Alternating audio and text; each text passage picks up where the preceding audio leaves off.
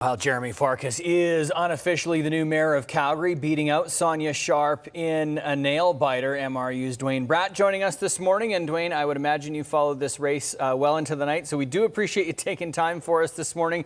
Let's talk about the new mayor and this very tight race. I'm just wondering how surprised you are with this result, given what sort of we had seen in polling heading up to this election. Yeah, this is consistent with polling that we had seen. We knew it was going to be a tight race. We knew that Farkas, Sharp, and Gondek were in the lead, and there was a large number of undecided. And based on the very low voter turnout last night, I think a lot of those undecided simply decided not to vote. I haven't gone through the entire historical record, but this appears to be the closest mayoral race in Calgary's history. A gap of 585 votes separated Farkas and Sharp. 0.2% gap. So that just identifies how close this was.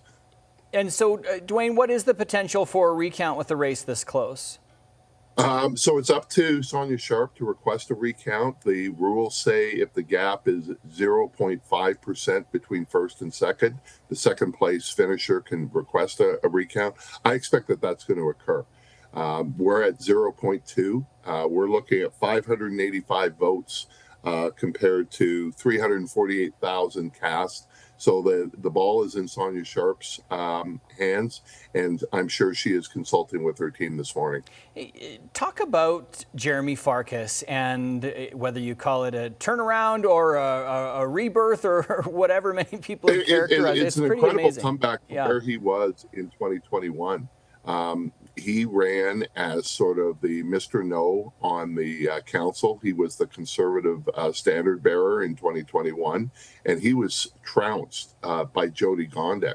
But given the much higher voter turnout in 2021, given that there were many top-tier candidates this time than in 2021, Farkas actually dropped his vote total by about 25,000, and his percentage of the vote dropped too, and yet instead of finishing second, well behind Jody Gondek in 2021, he's victorious today. But he reinvented himself. As he joked on stage last night, he lost the election and people told him to take a hike, and he did. He did that Pacific Trail, and he really changed, I think, a bit of who he was. And so it wasn't that he campaigned differently. It's that 4-year period. He was a very different Jeremy Farkas, so much so that was something that the other candidates would attack him on. But that seemed to click with Calgarians to admit mistakes and to realize the improvement that he needed to make. You touched on it there, Duane, and I just have to ask you, as a political science professor and a Calgarian, how concerned are you about what appears to be very low turnout this election? It is, at least in modern Calgary history, the second lowest voter turnout ever in what we've just described as the most competitive race ever. I think that is very disconcerting. I think there are a lot of issues with the filling out the forms at the polling stations last night, as well as the counting of the ballots. I think both the city and the province needs to figure out what went wrong, not just in Calgary, but even worse in Edmonton. And so I think this is a problem. And it's also going to be a problem for Jeremy Farkas. In our first past the post system, simply winning is sufficient. But when you're the mayor and you're cajoling a council of 15 members, you don't have much of a mandate if you get 26% of the vote out of 33% that voted.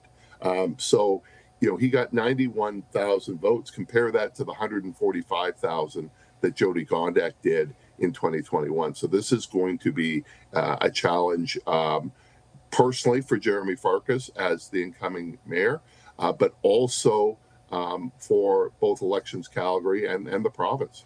And it'll be interesting to see how this recount goes, if it's called. And of course, we still don't know who will be heading to City Hall with them. Lots to come. As always, I very much appreciate your time, Duane. That is Mount Royal University's Duane Bratt.